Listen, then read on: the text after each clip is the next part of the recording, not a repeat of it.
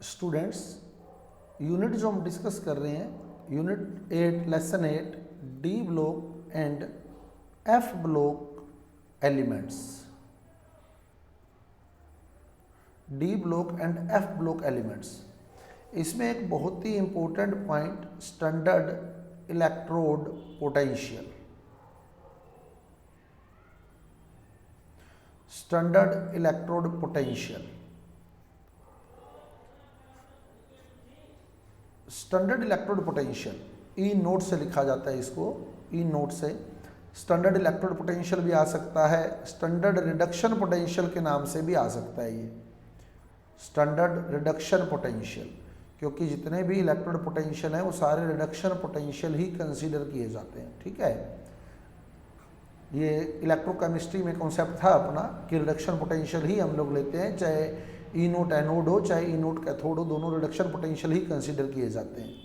तो standard electrode potential जो है ई नोट से लिखा जाता है, ई नोट से। ई नोट की वैल्यू दो टाइप की हो सकती है, पहले तो बेस क्लियर कर लेना अपना कि क्या है ई नोट। ई नोट की वैल्यू दो टाइप की हो सकती है, आइदर नेगेटिव और पॉजिटिव। या तो ई नोट की वैल्यू नेगेटिव होगी और या ई नोट की वैल्यू पॉजिटिव होगी। अगर ई नोट की वैल्यू नेगेटिव है, अगर ई नोट की वैल्यू नेगेटिव है तो उस मेटल का ऑक्सीडेशन होता है। अगर ई नोट की वैल्यू नेगेटिव आ जाए तो उस मेटल का क्या होगा? ऑक्सीडेशन, जिसका ई नोट नेगेटिव आएगा। ठीक है, जैसे मान लो Mn है, Mn का नेगेटिव होता है। ठीक है, Ni का नेगेटिव होता है, Ni का ऑलमोस्ट -1.18 के नियर अबाउट होता है, जहाँ तक मेरे को आइडिया है। बाकी आप लोग बुक से और कंसल्ट कर लेना। बाकी आपको ये ध्यान रखना है कि नेगेटिव एंड सेकंड वैल्यू क्या होगी? पॉजिटिव। आपसे डाटा नहीं पूछेगा, आपको ये ध्यान रखना है अगर ई नोट की वैल्यू नेगेटिव में है तो उसका क्या होगा? उस मेटल का ऑक्सीडेशन। और अगर ई नोट की वैल्यू पॉजिटिव में है तो उस मेटल का क्या होगा? रिडक्शन। वो मेटल रिड्यूस होगा। क्लियर? तो ई नोट की वैल्यू कितने टाइप की मिलेगी आपको? टू टाइप की, आइदर नेगेटिव और पॉजिटिव। अगर ई नोट नेगेटिव है तो उस मेटल का क्या होगा? ऑक्सीडेशन। और अगर ई नोट पॉजिटिव है तो उस मेटल का क्या होगा? रिडक्शन। जिसका ऑक्सीडेशन होता है, जिस मेटल का ऑक्सीडेशन होता है उसे क्या बोलते हो? रिड्यूसिंग एजेंट या ऑक्सीडाइजिंग एजेंट? रिड्यूसिंग एजेंट या रिड्यूसिंग एजेंट। जिसका ऑक्सीडेशन होता है वो रिड्यूसिंग एजेंट होता है, रिडक्टेंट होता है ना। रिड्यूसिंग एजेंट बोल दो, रिडक्टेंट बोल दो। और जिसका रिडक्शन होता है वो ऑक्सीडाइजिंग एजेंट होता है ना, ऑक्सीडेंट बोलते हैं अपने, ऑक्सीडाइजिंग एजेंट और ऑक्सीडेंट। क्लियर? समझ आ गई बात? ऑक्सीडेशन का मीनिंग क्या होता है? इलेक्ट्रॉन डोनेट करता है या गेन करता है? अब ये भी बता दो, इलेक्ट्रॉन डोनेट करता है या गेन करता है? डोनेट। ऑक्सीडेशन का मतलब इलेक्ट्रॉन डोनेट किए जाएंगे और रिडक्शन का मतलब इलेक्ट्रॉन गेन होंगे। ठीक है, इलेक्ट्रॉन डोनेट करने का मतलब कौन सा चार्ज आएगा? पॉजिटिव चार्ज इंक्रीज होगा। इलेक्ट्रॉन डोनेट करेगा तो कौन सा चार्ज इंक्रीज होगा? पॉजिटिव चार्ज, मेटल पर पॉजिटिव चार्ज इंक्रीज होगा। ये बातें देखते रहना आप लोग, यही बातें आपके क्वेश्चन के कॉन्सेप्ट क्लियर करेंगी सारे। क्योंकि जैसे देखो Fe+2 है, जब ये इलेक्ट्रॉन डोनेट करता है तो Fe+3 बन जाता है। Fe+2 इलेक्ट्रॉन डोनेट करके Fe+3 बन जाता है, यानी ये +2 से +3 हो गया, यानी पॉजिटिव चार्ज इंक्रीज हो गया। और नेगेटिव चार्ज जो होता है वो नेगेटिव चार्ज क्या होता है? डिक्रीज हो जाता है। क्लियर? नेगेटिव चार्ज डिक्रीज हो जाता है। आगे बात समझ? ऑक्सीडेशन में क्या होगा? पहले तो ई नोट की वैल्यू क्या होगी? ई नोट की वैल्यू वो क्लियर होनी चाहिए आपको। क्या वैल्यू होगी ई नोट की? नेगेटिव। अगर ई नोट की वैल्यू नेगेटिव है तो उस मेटल का ऑक्सीडेशन होगा। ऑक्सीडेशन का मतलब वो इलेक्ट्रॉन डोनेट करेगा। इलेक्ट्रॉन डोनेट करने का मतलब पॉजिटिव चार्ज इंक्रीज होगा, नेगेटिव चार्ज डिक्रीज होगा और वो रिड्यूसिंग एजेंट की तरह बिहेव करेगा। अगर ई नोट पॉजिटिव है तो इसका मतलब उस मेटल का रिडक्शन होगा। रिडक्शन होगा तो इलेक्ट्रॉन गेन करेगा, और जब इलेक्ट्रॉन गेन करेगा तो पॉजिटिव चार्ज डिक्रीज होगा और नेगेटिव चार्ज इंक्रीज होगा। समझ आई बात या नहीं आई ये बताओ पहले तो। इतना क्लियर है सभी को?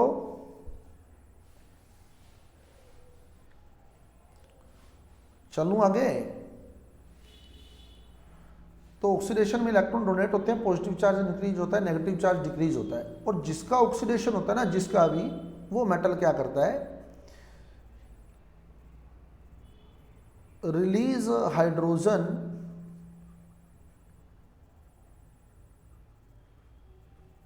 When react with acid. जब वो मेटल एसिड से रिएक्ट करता है तो हाइड्रोजन रिलीज करता है। जैसे आप एग्जांपल देखो, जैसे Fe है, Fe अगर एसिड से रिएक्ट करे, Fe plus H2SO4 equal to FeSO4 plus H2 बनेगा ना। Fe plus H2SO4 equal to FeSO4 plus H2। अब ये मेटल है, ये एसिड है, तो इस मेटल ने एसिड से रिएक्ट करके क्या किया, हाइड्रोजन रिलीज किया, हाइड्रोजन लिबरेट की है। समझ आ गई बात? तो इसका मतलब इस मेटल का जो ई नोट है ना वो नेगेटिव है। इस मेटल का ई नोट क्या है, नेगेटिव है, यानी इसका ऑक्सीडेशन हुआ है। आप चेक करके देख लो Fe पर, यहां देखो Fe पर कोई चार्ज है क्या? यहाँ Fe पर कोई चार्ज है प्लस या माइनस, कुछ लिखा हुआ है? नहीं है, यानी यहाँ Fe पर जीरो है, यहाँ Fe पर क्या है, जीरो है। और FeSO4 में बताओ Fe पर क्या चार्ज है? FeSO4 में Fe पर चार्ज बताओ, +2, क्योंकि SO4 -2 होता है ना, SO4 -2 होता है, तो इसका मतलब Fe +2 है। पहले Fe क्या था, जीरो था, अब Fe +2 हो गया, यानी पॉजिटिव चार्ज क्या हुआ, Fe का पॉजिटिव चार्ज इंक्रीज हो गया। और पॉजिटिव चार्ज इंक्रीज होने का मतलब है कि उसका ऑक्सीडेशन हो गया, और जिसका ऑक्सीडेशन होता है उसका ई नोट नेगेटिव होता है। क्लियर? तो Fe का ई नोट नेगेटिव है यहाँ। तो ये जो मेटल होते हैं जिनका ई नोट नेगेटिव होता है, ये एसिड से रिएक्ट करके हाइड्रोजन जो है वो रिलीज करते हैं। और जिनका ई नोट पॉजिटिव होता है, जिनका ई नोट पॉजिटिव होता है, क्या वो भी रिएक्ट करके एसिड से रिएक्ट करके हाइड्रोजन देंगे क्या? नहीं, ये एसिड से रिएक्ट करके हाइड्रोजन नहीं देते। ठीक है, जैसे एग्जांपल देखो, Cu प्लस H2SO4। अब अपने को देख के तो यूं ही लगता है कि क्या बनेगा, CuSO4 प्लस H2, है ना। देख के तो यूं ही लगता है कि ये बन जाएगा, लगता है ना ऐसे कि यही होगा, CuSO4 प्लस H2, लेकिन ऐसा नहीं होता। क्या होता क्या एक्चुअल में, Cu plus H2SO4 equal to CuSO4, ये दो H2SO4 आते हैं, CuSO4 plus SO2 plus 2H2। Actual reaction ये है, Cu जब H2SO4 से रिएक्ट करता है तो अब देखो क्या प्रोडक्ट में हाइड्रोजन बना क्या, कहीं नहीं बना, यानी इसने हाइड्रोजन नहीं दी। क्यों नहीं दी? क्योंकि इसका जो ई नोट है ना वो पॉजिटिव है। अगर ई नोट नेगेटिव होता ना तो ये हाइड्रोजन देता। क्लियर? समझ आ गई बात? तो अब एक बार मोटी मोटी बात वापस रिपीट कर लें। ई नोट बताओ कितने टाइप का हो सकता है? ई नोट की वैल्यू कितने टाइप की हो सकती है? दो टाइप की। कौन कौन सी? Negative, positive, negative and positive. अगर नेगेटिव है तो उसका क्या होगा, नेगेटिव है तो उसका ऑक्सीडेशन। ऑक्सीडेशन का मतलब वो इलेक्ट्रॉन डोनेट करेगा तो पॉजिटिव चार्ज इंक्रीज होगा, नेगेटिव चार्ज डिक्रीज होगा। ठीक है, पॉजिटिव चार्ज इंक्रीज होगा, नेगेटिव चार्ज डिक्रीज होगा, ये ऑक्सीडेशन हो गया। और ये मेटल जो है, ये मेटल जिनका ई नोट नेगेटिव है, वो जब एसिड से रिएक्ट करते हैं तो हाइड्रोजन गैस देते हैं। सही है, ये मेटल जब एसिड से रिएक्ट करेंगे तो हाइड्रोजन देंगे। और इसके अलावा ये किसकी तरह वर्क करेंगे, रिडक्टेंट या रिड्यूसिंग एजेंट की तरह। और सेकंड जिनका ई नोट पॉजिटिव है उनका क्या होगा, उनका रिडक्शन होगा। तो इसमें क्या होगा, रिडक्शन में पॉजिटिव चार्ज डिक्रीज होता है और नेगेटिव चार्ज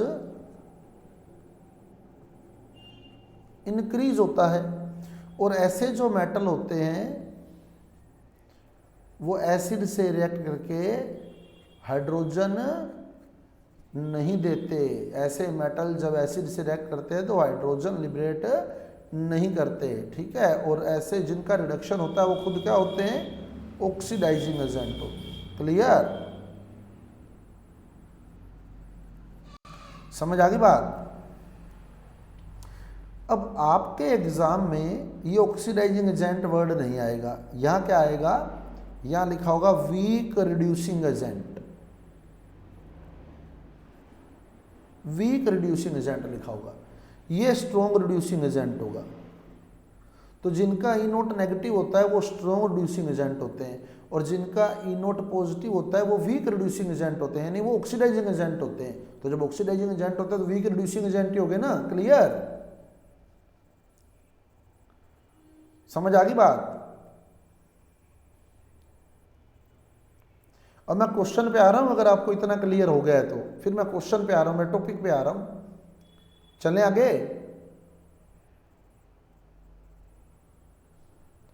समझ आ गया सभी को ना। मैं अब टॉपिक पर चल रहा हूं मेरे। अब आपका टॉपिक है, टॉपिक क्या है, standard reduction potential, standard electrode potential.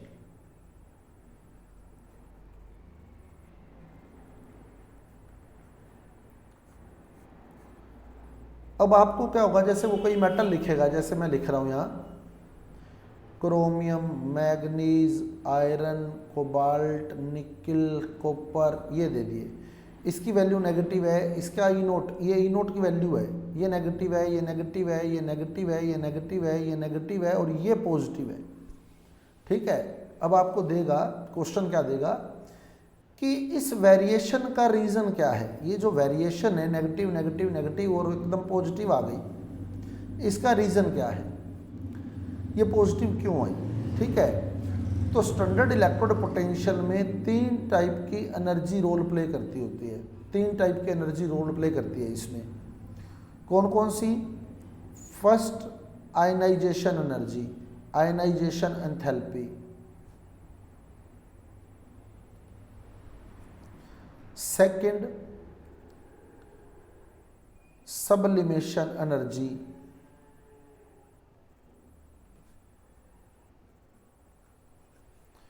और थर्ड हाइड्रेशन एनर्जी और सोल्वेशन एनर्जी।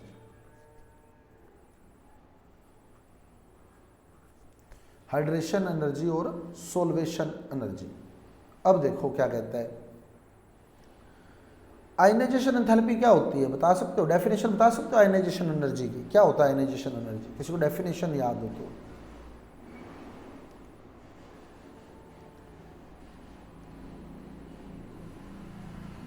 थोड़ा सा कमी रह गई डेफिनेशन में, बाकी तो ठीक है। Outer most shell, isolated gaseous atom के आउटर शेल से, बहुत बढ़िया है ना, पढ़ते हैं ना हम लोग। आइसोलेटेड गैसियस एटम के, आइसोलेटेड गैसियस एटम है, उसके आउटर मोस्ट शेल से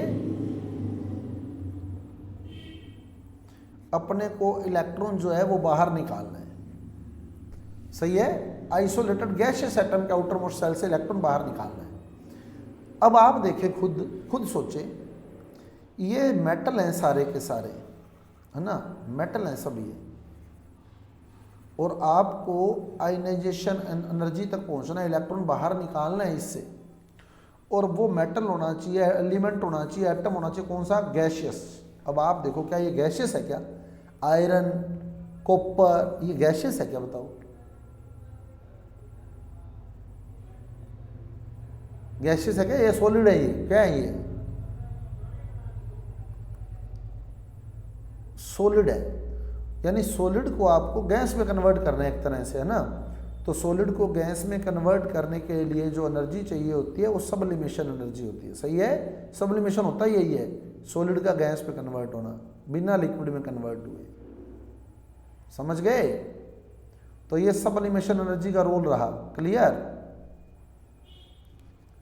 समझ आई बात या नहीं आई बताओ? पहली चीज क्लियर है। अब होता क्या है, जिनका ई नोट नेगेटिव है, जिनका भी ई नोट नेगेटिव है ना, उनकी सब्लिमेशन एनर्जी कम है, उनकी सब्लिमेशन एनर्जी की वैल्यू जो है वो कम है।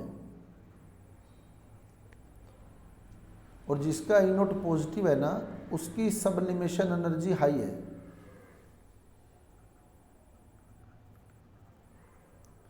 सब्लिमेशन एनर्जी हाई है। जैसे मान लो एक मेटल है कोई भी, या दो मेटल ले लेते हैं अपने M1 M2। इसको तो गैस में कन्वर्ट करने के लिए मान लो 10 कैलोरी एनर्जी चाहिए। कितने कैलोरी? 10 कैलोरी। और इसको गैस में कन्वर्ट करने के लिए 100 कैलोरी एनर्जी चाहिए। तो बताओ कौन सा गैस में इजीली कन्वर्ट हो जाएगा, ये बताओ? 10 कैलोरी वाला, क्योंकि अपने जब इसको गर्म करना स्टार्ट करेंगे, टेम्परेचर देना स्टार्ट करेंगे, तो पहले 10 कैलोरी मिलेगी ना, 100 तो बहुत बाद में आएगा 10 के। क्लियर? सब्लिमेशन क्या होता है, ये सारे मेटल सॉलिड है ना, और अपने को चाहिए गैसियस, तो सॉलिड को गैस में कन्वर्ट करने के लिए जो एनर्जी रिक्वायर्ड होती है वो सब्लिमेशन एनर्जी होती है।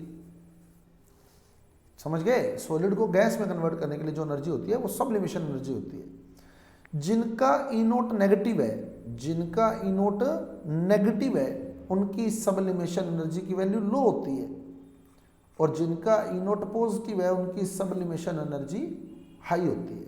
सब्लिमेशन एनर्जी हाई होती है उनकी। अब देखो समझो बात को कैसे। अब एक मेटल का जो सब्लिमेशन एनर्जी थी वो 10 कैलोरी थी, एक मेटल की 100 कैलोरी थी। तो बताओ कौन सा मेटल गैस में इजीली कन्वर्ट हो जाएगा, ये बताओ? कौन सा मेटल गैस में इजीली कन्वर्ट होगा? M1, ये इजीली कन्वर्ट हो जाएगा गैस में ना।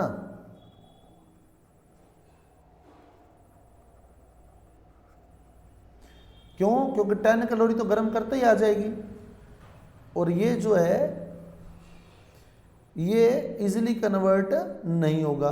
ठीक है, ये इजीली कन्वर्ट नहीं होगा।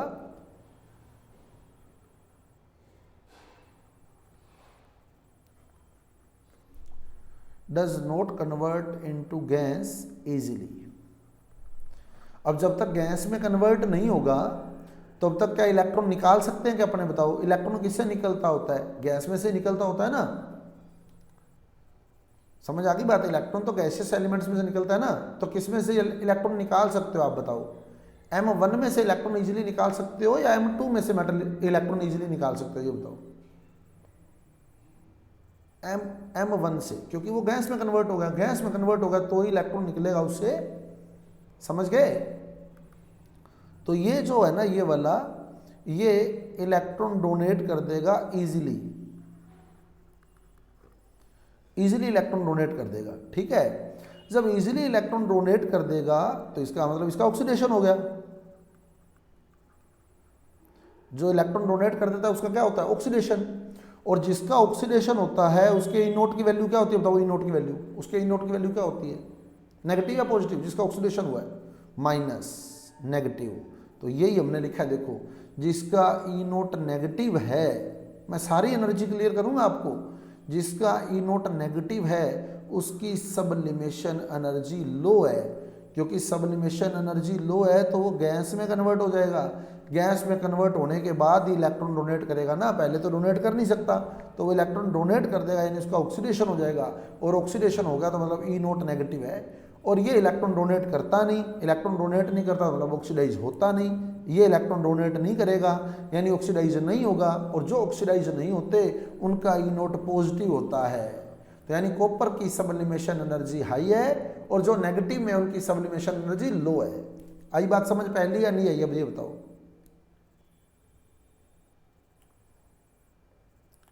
क्लियर है? तो आपसे पूछेगा ना कि क्या रीज़न है इस वेरिएशन का, तो आप लोग क्या कहेंगे, copper has high sublimation energy while other elements have low sublimation energy. बाकी एलिमेंट्स की लो है सब्लिमेशन एनर्जी और कॉपर की हाई है सब्लिमेशन एनर्जी। एक रीज़न ये है। सेकंड रीज़न है आयनाइजेशन एंथैल्पी। आयनाइजेशन एंथैल्पी का मतलब जो इलेक्ट्रॉन डोनेट करने के लिए आपको एनर्जी देनी है वो आयनाइजेशन एंथैल्पी है। तो अब आप देखो, मान लो Fe, जैसे मैंने अभी कहा, इनकी सब्लिमेशन एनर्जी क्या है बताओ, सारों की सब्लिमेशन एनर्जी क्या है, लो है। सब्लिमेशन एनर्जी लो है तो ये इजीली गैस में कन्वर्ट हो गए। इजीली गैस में कन्वर्ट हो गए तो मतलब इजीली इलेक्ट्रॉन डोनेट कर देंगे, यानी उनकी आयनाइजेशन एंथैल्पी कम हो जाएगी। जब इलेक्ट्रॉन इजीली डोनेट कर देंगे, हमने क्या लिखा है यहाँ, electron donate easily. Electron donate कब इजी करेगा वो, जब उसके आयनाइजेशन एंथैल्पी, आयनाइजेशन पोटेंशियल क्या है बताओ उनका, कम है, तभी इलेक्ट्रॉन इजीली डोनेट करेगा ना। तो गैस में कन्वर्ट हो गया, गैस में कन्वर्ट हो गया तो उसके बाद इलेक्ट्रॉन इजीली डोनेट कर देगा, मतलब अपने को कम एनर्जी देनी पड़ेगी उनको। क्लियर। और ये जो है इलेक्ट्रॉन डोनेट नहीं करते इजीली, तो जब इलेक्ट्रॉन, ये जो सेकंड हमने पढ़े थे, ये गैस में कन्वर्ट नहीं होते, गैस में कन्वर्ट नहीं होते, इलेक्ट्रॉन इजीली डोनेट नहीं करते। तो जब इलेक्ट्रॉन इजीली डोनेट नहीं करते तो हमें आयनाइजेशन पोटेंशियल ज़्यादा देना पड़ेगा, आयनाइजेशन एनर्जी ज़्यादा देनी पड़ेगी, तब जाके इलेक्ट्रॉन डोनेट करेंगे। तो मतलब इनका IP भी हाई होता है, जो पॉजिटिव होते हैं ना, ई नोट जिनका पॉजिटिव होता है उनका आयनाइजेशन पोटेंशियल भी हाई होता है, और जिनका ई नोट नेगेटिव होता है उनका आयनाइजेशन पोटेंशियल भी लो होता है। क्लियर। सेकंड फैक्ट समझ आ गया है। मैं वापस चल रहा हूँ, क्योंकि देखो मैं आपको फिर कह रहा हूँ, जब तक आपको कॉन्सेप्ट क्लियर नहीं होगा ना तब तक कोई मतलब नहीं है, भले जितना मर्जी पढ़ लो। तो अपने पास क्या है, मान लो क्रोमियम है, मैग्नीज है, आयरन है, कोबाल्ट है, निकिल है और कॉपर है। अब ये negative negative negative negative negative और ये पॉजिटिव, ये ई नोट की वैल्यू है। अब अपने से पहला क्वेश्चन यही निकलता है कि ई नोट में वेरिएशन का रीज़न क्या है। ई नोट में वेरिएशन का जो रीज़न है वो 3 टाइप की एनर्जी है। एक तो आपके पास ई नोट जो है नेगेटिव है और एक आपके पास ई नोट पॉजिटिव है। 3 टाइप की एनर्जी कौन कौन सी है, एक तो सब्लिमेशन एनर्जी,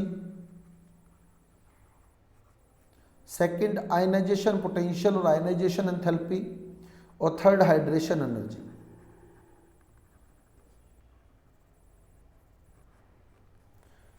तो इनकी सब्लिमेशन एनर्जी हाई है, मतलब ये इजीली गैस में कन्वर्ट नहीं होते, और इनकी सब्लिमेशन एनर्जी लो है, यानी ये इजीली गैस में कन्वर्ट हो जाते हैं। गैस में कन्वर्ट होने के बाद ही इलेक्ट्रॉन रिलीज हो सकता है, क्योंकि आप आयनाइजेशन पोटेंशियल का जो डेफिनेशन पढ़ते हैं ना वो यही पढ़ते हैं, आइसोलेटेड गैसियस एलिमेंट से, आइसोलेटेड गैसियस एलिमेंट से इलेक्ट्रॉन रिलीज करने के लिए जो रिक्वायर्ड एनर्जी होती है उसी को ही हम आयनाइजेशन एंथैल्पी, आयनाइजेशन पोटेंशियल बोलते हैं। आगे बात समझ। तो पहले तो वो गैस होना चाहिए, गैस होगा तो वो इलेक्ट्रॉन दे सकता है, और इलेक्ट्रॉन दे सकता है तो मतलब उसका ई नोट नेगेटिव है, जो इलेक्ट्रॉन डोनेट कर देता है उसी का ई नोट नेगेटिव होता है। तो इनका सब्लिमेशन एनर्जी क्या है, जिनका ई नोट नेगेटिव है उनकी सब्लिमेशन एनर्जी लो है। सब्लिमेशन एनर्जी लो है यानी वो इजीली गैस में कन्वर्ट हो जाते हैं, गैस में कन्वर्ट हो जाते हैं तो इलेक्ट्रॉन डोनेट कर देते हैं, और इलेक्ट्रॉन डोनेट कर देते हैं तो मतलब ई नोट नेगेटिव हो जाता है। आगे बात समझ। अब जब इलेक्ट्रॉन इजीली डोनेट कर रहे हैं तो कॉमन सी बात है आयनाइजेशन पोटेंशियल भी लो है, आयनाइजेशन पोटेंशियल भी लो है, और इनका आयनाइजेशन पोटेंशियल हाई है, यानी ये इलेक्ट्रॉन इजीली डोनेट नहीं कर रहे। कॉमन सी बात है, ई नोट नेगेटिव है तो मतलब इलेक्ट्रॉन डोनेट कर रहे हैं। मैं आपको पहले बता चुका हूँ, ई नोट नेगेटिव है, इलेक्ट्रॉन डोनेट कर रहा है, इलेक्ट्रॉन डोनेट कर रहा है तो मतलब IP लो है और इसका IP हाई है। समझ गए। चलें तीसरे कॉन्सेप्ट पे।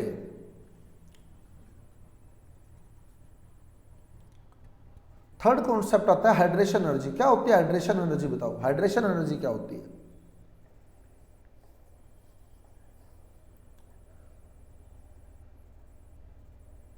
जो एनर्जी रिलीज होती है पानी में डिजोल्व करने पर, है ना, किसी सब्सटेंस को जब अपने वाटर में डिजोल्व करते हैं तो जो एनर्जी रिलीज होती है उस एनर्जी को हम लोग हाइड्रेशन एनर्जी बोलते हैं। और जिनका ई नोट नेगेटिव है यानी वो इजीली ऑक्सीडाइज हो रहे हैं, उनका ऑक्सीडेशन इजीली हो रहा है, तो उनका हाइड्रेशन एनर्जी बहुत ज़्यादा होता है, हाइड्रेशन एनर्जी हाई होती है उनकी। कैसे, देखो इस बात को समझो, इनकी हाइड्रेशन एनर्जी हाई होती है। कैसे, देखो आप,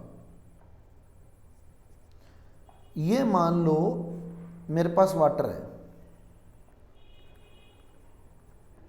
ठीक है, ये वाटर है। अब ये मेरे पास सपोज कि कोई भी एलिमेंट है, मेटल है, एम मेटल है, M1 ले लेते हैं अपने ये, और एक मेटल ले लेते हैं M2। दो मेटल हैं अपने पास। ये वाटर ले लिया मैंने, इधर मैं M1 को वाटर में और इधर M2 को वाटर में डाल रहा हूँ, दोनों को वाटर में डाल रहा हूँ। इसके लिए जो मैंने इलेक्ट्रॉन रिलीज करना है, आयनाइजेशन पोटेंशियल है, इलेक्ट्रॉन रिलीज करने के लिए जो एनर्जी चाहिए मेरे को वो 100 कैलोरी है, और इसके लिए भी जो आयनाइजेशन पोटेंशियल है वो 100 कैलोरी है। यानी दोनों के लिए कितना है आयनाइजेशन पोटेंशियल, सपोज दोनों के लिए सेम रखा मैंने 100 कैलोरी, समझ गए, दोनों के लिए सेम रखा 100 कैलोरी, ठीक है। यानी अपने को कितनी एनर्जी इनको प्रोवाइड करवानी है, इलेक्ट्रॉन अगर निकालना चाहते हैं तो कितनी एनर्जी प्रोवाइड करवानी है हमारे को इनको, 100 कैलोरी। 100 कैलोरी इसको प्रोवाइड करवानी है और 100 कैलोरी इसको प्रोवाइड करानी है, तो ये इलेक्ट्रॉन डोनेट करेंगे। अब मैंने क्या किया, इसको वाटर में डिसोल्व किया, ये मेटल को मैंने M1 को वाटर में डाल दिया, तो जो हाइड्रेशन एनर्जी यहाँ रिलीज हुई वो 99 कैलोरी एनर्जी रिलीज हुई यहाँ। कितनी, 99 कैलोरी एनर्जी। कितने कैलोरी, 99 कैलोरी। और इस मेटल को जो मैंने वाटर में डिसोल्व किया, वाटर में डाला, तो जो एनर्जी रिलीज हुई सपोज 5 कैलोरी। कितनी, 5 कैलोरी। 5 कैलोरी एनर्जी रिलीज हुई। अब समझना कॉन्सेप्ट को, दोनों से इलेक्ट्रॉन निकालने के लिए कितनी एनर्जी चाहिए थी बताओ, दोनों से इलेक्ट्रॉन निकालने के लिए कितनी एनर्जी टोटल चाहिए थी मेरे को, 100 कैलोरी, है ना, 100 कैलोरी, दोनों से ही 100 कैलोरी एनर्जी चाहिए थी। मैंने M1 को वाटर में डाला, तो जो हाइड्रेशन एनर्जी रिलीज हुई कितनी, 99 कैलोरी। यानी ये 99 कैलोरी वाटर से ही ले गया, वाटर से जो एनर्जी रिलीज हो रही है ना वो ये ले जाएगा, इसको मिल जाएगी वो एनर्जी, क्योंकि ये वाटर में ही तो है, तो जो वाटर से रिलीज होने वाली एनर्जी है वो इसको मिल सकती है। तो ये 99 कैलोरी वाटर से ही ले गया।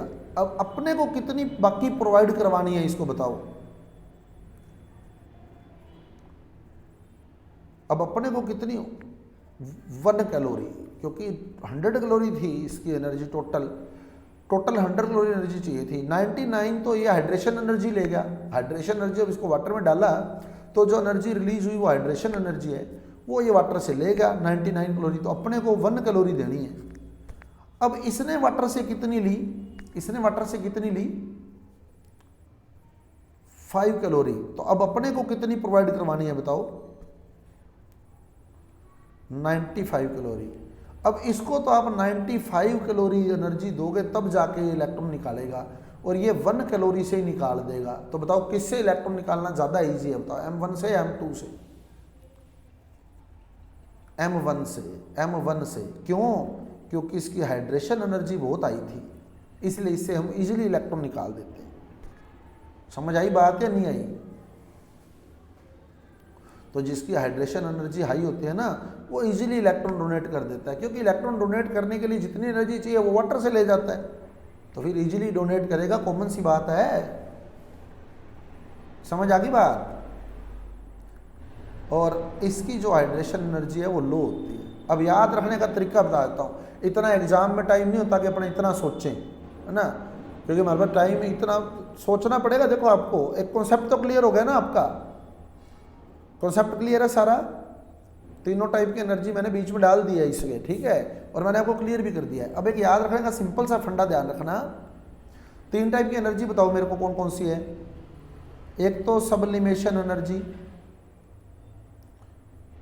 या सब्लिमेशन एंथैल्पी, दूसरी बताओ आयनाइजेशन पोटेंशियल, और तीसरी बताओ हाइड्रेशन एनर्जी। ठीक है, अब आपको याद क्या रखना है कि जिनका ई नोट नेगेटिव है, जिनका ई नोट क्या है, नेगेटिव है, जिनका ई नोट नेगेटिव है उनमें हाइड्रेशन एनर्जी हाई होती है। अब याद रखना तरीका देखो, H4 हाइड्रेशन और H4 हाई, सही है, रह जाएगा याद। H4 हाइड्रेशन और H4 हाई, शॉर्ट मेथड बना लो एक अपने, क्योंकि उतना सोचेंगे तो अपने को 15 मिनट चाहिए बात को क्लियर करने के लिए। मैंने आपको सारा बता दिया है, आप रिपीट कर लेना इस बात को सारी को, है ना। तो हाइड्रेशन एनर्जी हाई होती है किन के लिए, जिनका ई नोट नेगेटिव होता है, यानी बाकी दोनों एनर्जी लो होती है। समझ आ गई बात, रह जाएगा याद। तो जिनका ई नोट नेगेटिव होता है उनकी सब्लिमेशन एनर्जी आयनाइजेशन पोटेंशियल की वैल्यू लो होती है, हाइड्रेशन एनर्जी की वैल्यू हाई होती है। अब आपसे क्या पूछेगा, वो क्वेश्चन पे आ जाओ वापिस, कि इस वेरिएशन का रीजन क्या है, ये क्वेश्चन पूछेगा। तो आप लिखें copper has low sub hydration energy, high ionisation potential, high sublimation energy, so E nought is positive. सही है, इसका जो हाइड्रेशन एनर्जी है वो लो है, हाइड्रेशन एनर्जी लो है, आयनाइजेशन पोटेंशियल हाई है, सब्लिमेशन हाई है, इसलिए इसका ई नोट पॉजिटिव है। और जिसका सबसे ज़्यादा नेगेटिव होगा ना, जिसका भी आपको सबसे ज़्यादा नेगेटिव दिया हो, तो आप वहाँ लिख दें क्या, कि उसकी हाइड्रेशन एनर्जी क्या है, जिसका सबसे ज़्यादा नेगेटिव होगा उसकी हाइड्रेशन एनर्जी क्या होगी, हाई, और बाकी दोनों एनर्जी लो कर दें। क्लियर। इसी तरह क्वेश्चन आपके पास यूं भी बन सकता है, कॉपर डज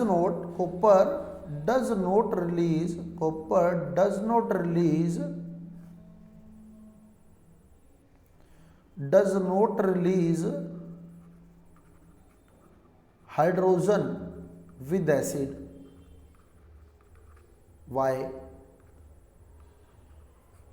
ये क्वेश्चन दे दिया, कॉपर हाइड्रोजन रिलीज नहीं करता, एसिड से रिएक्ट करता है जब, ठीक है। Copper does not release hydrogen when react with acid या on reacting with acid, acid से रिएक्ट करता है तो हाइड्रोजन रिलीज करेगा क्या, बताओ। कॉपर, क्योंकि इसका ई नोट क्या है, ई नोट पॉजिटिव है, ई नोट पॉजिटिव है ना, ई नोट पॉजिटिव, तो उसका रीजन लिख दो, because copper has low hydration energy. Reason यही लिखना आपने, copper has low hydration energy, high ionisation potential, high sublimation energy, so it does not release hydrogen on reacting with acid. समझ आ गई बात, लग गया पता। ये क्वेश्चन बन सकता है। अगला क्वेश्चन ये भी बन सकता है कि Fe जो है वो एसिड से रिएक्ट करके हाइड्रोजन दे देता है, तो उसका रीजन क्या है, because E nought of Fe is negative due to high hydration energy, low ionisation potential, low sublimation energy. Fe के लिए ये रीजन बन जाएगा। समझ गए।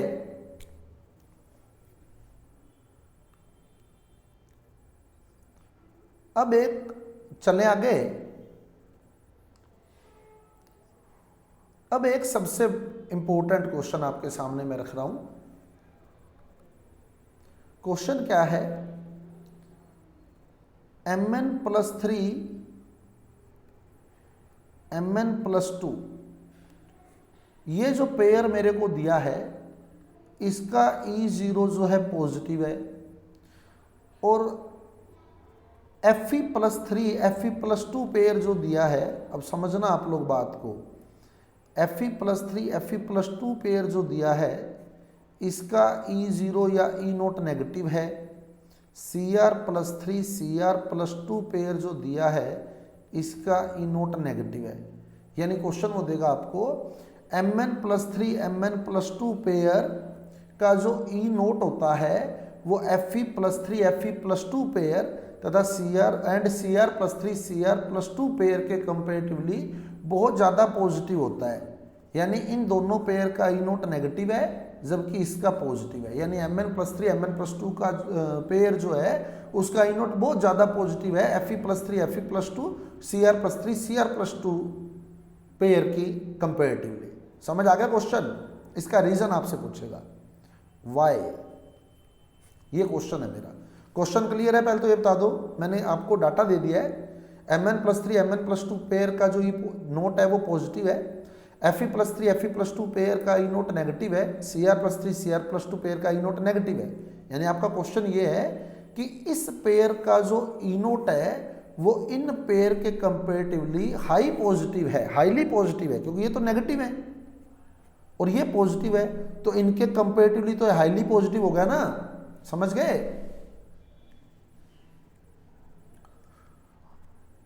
क्वेश्चन क्लियर है सभी को? अब इसका मैं रीजन दे रहा हूं आपको, वाई। क्वेश्चन मेरा ये था, ठीक है। अब आप पहले तो मेरे को ये बता दो, ये ई नोट पॉजिटिव का मतलब क्या है, कि ऑक्सीडेशन होगा या रिडक्शन होगा, ये बता दो बस मेरे को। ई नोट पॉजिटिव का मतलब क्या है? रिडक्शन, रिडक्शन होगा। ये आपको क्लियर हो जाना चाहिए कि इसका रिडक्शन होगा, ठीक है। और इन दोनों का क्या होगा बताओ? इन दोनों का ऑक्सीडेशन, इन दोनों का ऑक्सीडेशन होगा। अब अपने क्लियर करते हैं बात को। अब मैं रीजन दे रहा हूं आपको, देखना, मैं यहां आंसर लिख रहा हूं। मैं तीनों पेयर ले रहा हूं। पहला पेयर क्या है बताओ? Mn+3 कन्वर्ट हुआ है Mn+2 में। ये मैंने आपको बताया भी था इलेक्ट्रोकेमिस्ट्री में, है ना। ये Mn+3 कन्वर्ट हुआ है Mn+2 में। दूसरा पेयर बताओ, दूसरा पेयर क्या है? Fe+3 कन्वर्ट हुआ है Fe+2 में। तीसरा पेयर बता दो क्या है? तीसरा पेयर, तीसरा पेयर क्या है? Cr+3 कन्वर्ट हुआ है Cr+2 में। अब अगर आपको बात समझ आ गई ना, तो आपको ये उत्तर रटना नहीं पड़ेगा 1% भी, और 100% समझ आएगी। ऐसा नहीं हो सकता कि समझ ना आए हमारे को। अब मेरे को Mn बताओ कितने नंबर पे आता है पीरियोडिक टेबल में? Mn कितने नंबर पे आता है? Mn एटॉमिक नंबर क्या है Mn का? 25। तो इसका इलेक्ट्रॉन कॉन्फ़िगरेशन भी बताओ मेरे को, क्या इलेक्ट्रॉन कॉन्फ़िगरेशन है? Mn 25 का electron 3d5 4s2, 3d5 4s2, ठीक है। अब हम यहाँ कह रहे हैं कि Mn+3 है, Mn+3 है। +3 का मतलब कितने इलेक्ट्रॉन डोनेट कर गया? ये +3 है तो यानी कितने इलेक्ट्रॉन डोनेट कर? 3। +3 का मतलब 3 इलेक्ट्रॉन डोनेट कर गया ये। अब 3 इलेक्ट्रॉन डोनेट करना, इससे क्या बचेगा? रिमेनिंग क्या बचेगा बताओ? 3 3d4 है ना। 3 इलेक्ट्रॉन जब डोनेट करेंगे, जब हम Mn+3 बनाएंगे तो 2 इलेक्ट्रॉन तो S वाले निकल जाएंगे और 1 इलेक्ट्रॉन D वाला निकल जाएगा, तो D में 4 इलेक्ट्रॉन रह जाएंगे, D4 रह जाएगा। ये D4 कॉन्फ़िगरेशन है। समझ आ गई मैंने कैसे लिखा D4,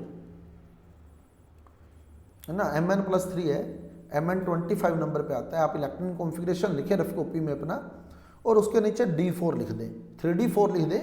D4 नहीं लिखे तो 3d4 लिख दें, ठीक है। अब Mn+2 का बताएं, Mn+2 का क्या बनेगा कॉन्फ़िगरेशन? 3d5। Mn+2 है, +2 का मतलब 2 इलेक्ट्रॉन डोनेट करेगा, तो 2 इलेक्ट्रॉन ये वाले डोनेट करेगा, ये S वाले, तो ये D5 बच जाएगा, D5। समझ गए? दोनों क्लियर हैं? मैंने उसके नीचे D4 D5 लिख दिया है। ये समझ आ गया ना सभी को? कोई डाउट है तो आप कंसल्ट कर सकते हैं मेरे से। अब आप बताओ स्टेबल कौन सा है? D4 स्टेबल है या D5 स्टेबल है? ये बता दो। D5 वाला, क्योंकि हाफ फिल्ड, ये हाफ फिल्ड है ना, हाफ फिल्ड डी ऑर्बिटल जो होते हैं वो स्टेबल होते हैं, half filled D orbital stable होते हैं। तो ये तो है अनस्टेबल और ये है स्टेबल। अब बताओ कन्वर्जन क्या होगा? अनस्टेबल स्टेबल में कन्वर्ट होता है या स्टेबल अनस्टेबल में कन्वर्ट होता है? ये बता दो क्या कन्वर्जन होता है? अनस्टेबल स्टेबल में कन्वर्ट होता है, ठीक है। तो हम क्या करेंगे?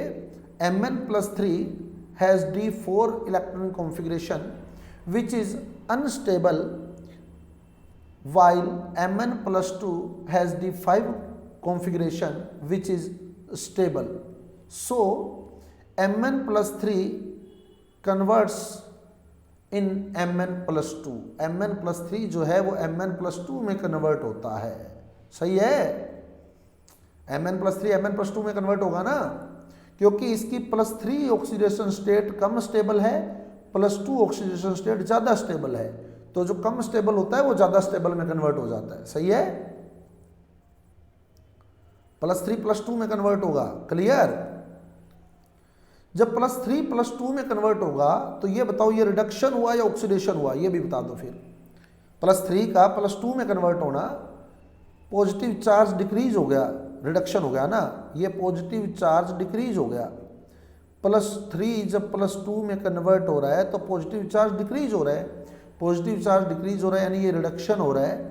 और जिसका रिडक्शन होता है उसका ई नोट क्या होता है बताओ? जिसका रिडक्शन होता है उसका ई नोट क्या होता है? ई नोट उसका पॉजिटिव या नेगेटिव? पॉजिटिव। तो इसलिए Mn+3 Mn+2 पेयर का ई नोट पॉजिटिव है। समझ आई बात? सामने पड़ा आपके, देखो कुछ भी नहीं है, बहुत इजी है। आपका कॉन्सेप्ट क्लियर होना चाहिए। अगला कह रहा है ई नोट पॉजिटिव, तो आपको मतलब ही नहीं पता ई नोट पॉजिटिव का। अभी ई नोट पॉजिटिव लगेगा क्यों, तो फिर कहाँ क्वेश्चन करेंगे हम लोग। हमारे को इतना ही पता होना चाहिए कि ई नोट पॉजिटिव का मीनिंग है कि रिडक्शन हो रहा है। अब आप लिखो Mn+3, लिखो Mn+2, उनके कॉन्फ़िगरेशन लिखो। कॉन्फ़िगरेशन लिखने के बाद आपको पता लग गया कि +2 ज़्यादा स्टेबल है, तो यानी +3 +2 में कन्वर्ट होगा, यानी पॉजिटिव चार्ज डिक्रीज होगा। इट मीन ये रिड्यूस होगा। जब रिड्यूस होगा तो मतलब ई नोट पॉजिटिव है। समझ आई या नहीं आई?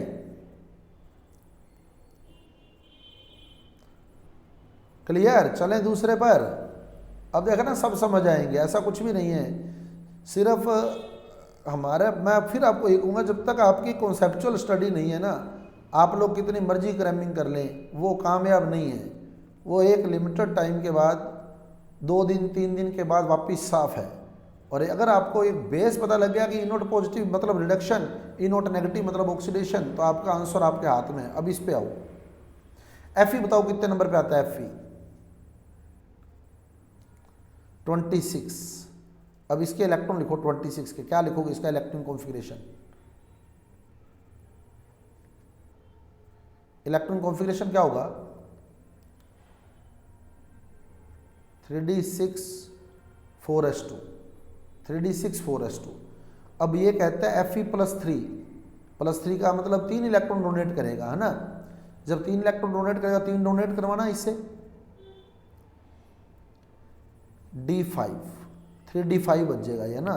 तो ये D5 कॉन्फ़िगरेशन हो गया। Fe+2 का मतलब 2 इलेक्ट्रॉन डोनेट करेगा, तो Fe+2 से 2 इलेक्ट्रॉन डोनेट करवाना इससे,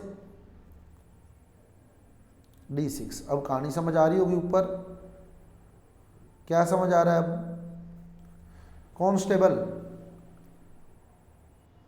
D5 वाला, यानी +3 ऑक्सीडेशन स्टेट स्टेबल है और +2 ऑक्सीडेशन स्टेट अनस्टेबल है। सही है? Oxidation state +3 is more stable then +2 in case of Fe के केस में जो इसकी +3 ऑक्सीडेशन स्टेट है वो ज़्यादा स्टेबल है +2 के कंपेरेटिवली। तो कौन किस में कन्वर्ट होगा बताओ? कौन किस में कन्वर्ट होगा? +3 +2 में या +2 +3 में? +2 +3 में कन्वर्ट होगा। अनस्टेबल जो होता है वो स्टेबल में कन्वर्ट होता है। तो जब +2 +3 में कन्वर्ट होगा तो मतलब पॉजिटिव चार्ज इंक्रीज होगा, पॉजिटिव चार्ज इंक्रीज होगा। पॉजिटिव चार्ज इंक्रीज होने का मतलब क्या होगा? Oxidation reduction. ऑक्सीडेशन, ऑक्सीडेशन का मतलब ई नोट क्या होगा इसका? नेगेटिव। इसका ई नोट नेगेटिव होगा। तो क्या लिखेंगे हम लोग? Fe+3 has D5 configuration while Fe+2 has D6 configuration. It is clear from given configuration या above configuration that +3 oxidation state of Fe is more stable than its +2 oxidation state. So there will be oxidation occur. Oxidation occur होगा यहाँ। सही है? समझ आ गई बात? तो जब ऑक्सीडेशन आएगा तो ई नोट क्या होगा? नेगेटिव होगा। क्लियर?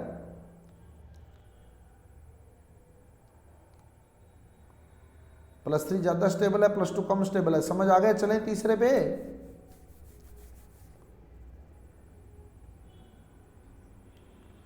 अब थर्ड केस पे आओ।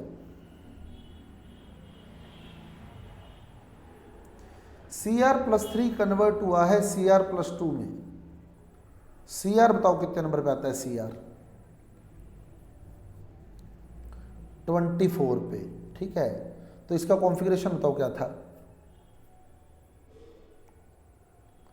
3d5 4s1। अब हम बोल रहे हैं Cr+3, Cr+3 यानी कितने इलेक्ट्रॉन डोनेट करेगा? D3 है ना, 3d3, 3 इलेक्ट्रॉन डोनेट करेगा, एक ये वाला, 2 ये वाले, तो ये D3 है, D3। और Cr+2 बताओ, 2 इलेक्ट्रॉन डोनेट करो, 2 इलेक्ट्रॉन निकालो, इससे क्या बचेगा? D4। तो Cr+3 D3 है, Cr+2 D4 है। अब बताओ कौन ज़्यादा स्टेबल है, D3 या D4? पता है या नहीं पता, ये बताओ चलो। D3 is more stable. ये D5 से भी ज़्यादा स्टेबल है। जब आयन दिए होंगे ना, आयन दिए हो ना, जैसे Cr+3, Cr+2, Fe+2, Fe+3 ion दिए हो, तो D3 जो होता है ना, वो D5 से भी ज़्यादा स्टेबल होता है। पता है क्यों? पता तो है, ठीक है ना, लेकिन अभी उस पर हम पहुंच नहीं रहे हैं। क्यों होता है देखो आप, क्योंकि जो आयन होते हैं ना, आयन वो सोल्यूशन में होते हैं, वो सोल्यूशन में होते हैं आयन। आयन ऐसे फ्री नहीं रह सकते, आयन कहाँ होते हैं? सोल्यूशन में, आयनिक सोल्यूशन होता है वो। ठीक है, यानी ये वाटर है, और वाटर जो है वो लिगैंड है, वाटर लिगैंड का काम करता है। सही है, पढ़ा हुआ है आपने कोऑर्डिनेशन कंपाउंड में ना। जब वाटर लिगैंड है मतलब डी ऑर्बिटल की स्प्लिटिंग होएगी डी ऑर्बिटल की स्प्लिटिंग। तो बताओ Cr के साथ कितने लिगैंड जोड़े थे अपने? Cr के साथ 6 जब लिगैंड जुड़े थे तो स्प्लिटिंग किस में हुई थी बताओ?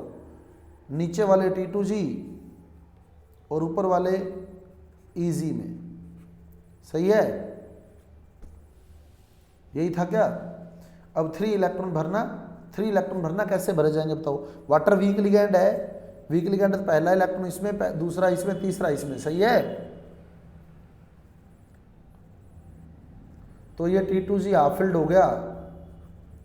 T2G3 कॉन्फ़िगरेशन है ये हाफ फिल्ड, देख लो आपके सामने पड़ा है, हो गया हाफ फिल्ड। तो D3 T2G हाफ फिल्ड है उसमें, और जो D5 है ना उसमें इलेक्ट्रॉन Eg में भी चला गया। अब वो T2G and Eg half filled हो गया। जो D5 है ना वो T2G half filled and Eg half filled, ये दोनों हाफ फिल्ड हो गए। सही है, D5 के केस में, D5 के केस में दोनों हाफ फिल्ड हो गए, T2G भी और Eg भी। और इलेक्ट्रॉन जितने लोअर एनर्जी ऑर्बिटल में रहते हैं ना, स्टेबिलिटी उतनी ज़्यादा होती है। तो D3 में जो इलेक्ट्रॉन रहे थे वो तीनों के तीनों लोअर एनर्जी वाले में रहे थे, लेकिन जो D5 में गए वो लोअर में भी हैं और हायर में भी हैं, तो स्टेबिलिटी जो है वो कम हो जाती है। जब इलेक्ट्रॉन हायर में चला जाता है तो स्टेबिलिटी कम हो जाती है, डिक्रीज हो जाती है। समझ आई बात?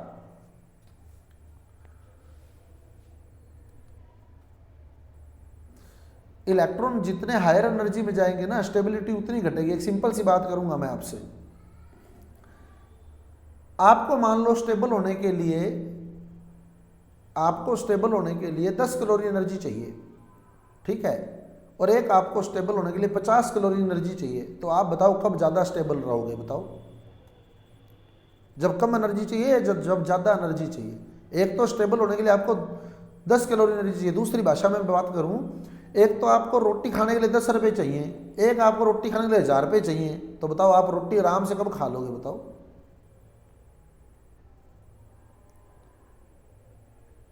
दस में। समझ आ गई बात? ये स्टेबलाइजेशन एनर्जी होती है, जितनी कम होती है ना स्टेबिलिटी उतनी ज़्यादा होती है। समझ आई बात? जितनी एनर्जी कम होती है ना स्टेबिलिटी उतनी ज़्यादा होती है, क्योंकि वो इजीली गेन हो सकती है। अब 10 रुपये तो हम कहीं से भी कबाड़ लेंगे, हम खाना खाएंगे स्टेबल हो जाएंगे। क्लियर?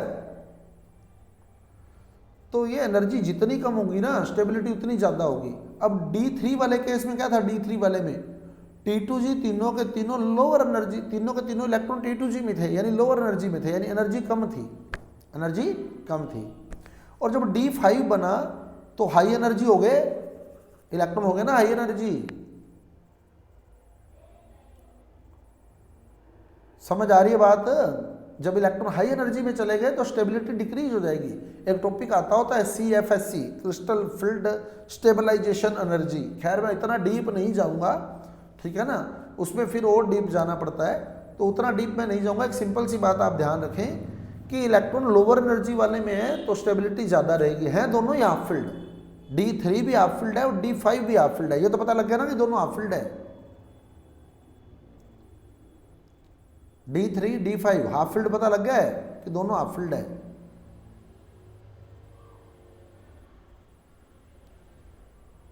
है ना, D3 T2G3 है और D5 T2G3 और EG2, यानी D3 में T2G हाफ फील्ड है और D5 में T2G भी हाफ फील्ड है और EG भी हाफ फील्ड है, दोनों हाफ फील्ड है, ठीक है। और स्टेबल होने के लिए जितनी कम एनर्जी होगी ना, स्टेबिलिटी उतनी ज़्यादा हो जाएगी।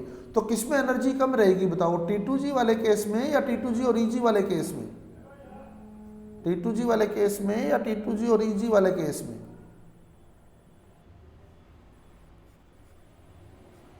किस में एनर्जी कम रहेगी?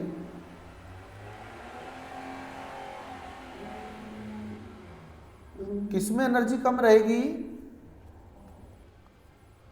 T2G वाले केस में। तो इसमें एनर्जी कम रहेगी तो ये मोर स्टेबल रहेगा।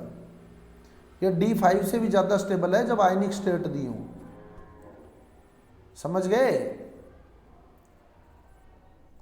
तो D3 is more stable in compare with D4 when we compare it with D4। D4 से तो वैसे ही ज़्यादा स्टेबल है, ये D4 का तो कोई चक्कर ही नहीं है। अपने तो D5 के साथ भी इसको डिस्कस कर लिया है ना। तो D4 से D3 ज़्यादा स्टेबल है। क्यों? क्योंकि ये T2G3 हाफ फील्ड है। तो अब बताओ कौन किस में कन्वर्ट होगा? ये +3 है, ये +2 है, +2 +3 में या +3 +2 में, कौन किस में कन्वर्ट होगा? +2 +3 में, +2 +3 में, यानी ये ऑक्सीडेशन होगा। ऑक्सीडेशन होगा तो E0 क्या होगा बताओ? E0 negative.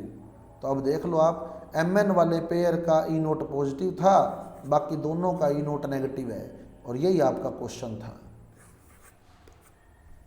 तो पता लग गया कि क्यों Mn का E0 ज़्यादा पॉजिटिव है। तो आप क्या लिखेंगे? Mn के केस में जो उसकी +3 स्टेट है वो ज़्यादा स्टेबल है +2 से, इसलिए +3 +2 में कन्वर्ट होगा, यानी रिडक्शन होगा। रिडक्शन होगा तो E0 पॉजिटिव होगा। और Fe वाले केस में +2 ज़्यादा स्टेबल है, +3 ज़्यादा स्टेबल है +2 से, यानी +2 +3 में कन्वर्ट होगा, यानी ऑक्सीडेशन होगा। ऑक्सीडेशन होगा तो यानी E0 नेगेटिव होगा। और यहाँ भी +3 ज़्यादा स्टेबल है +2 से, तो ये भी ऑक्सीडेशन होगा। ऑक्सीडेशन होगा तो E0 नेगेटिव होगा। यही रीज़न है कि Mn वाले पेयर का जो E0 होता है वो बाकी दोनों के कंपेरेटिवली हाईली पॉजिटिव होता है। क्लियर?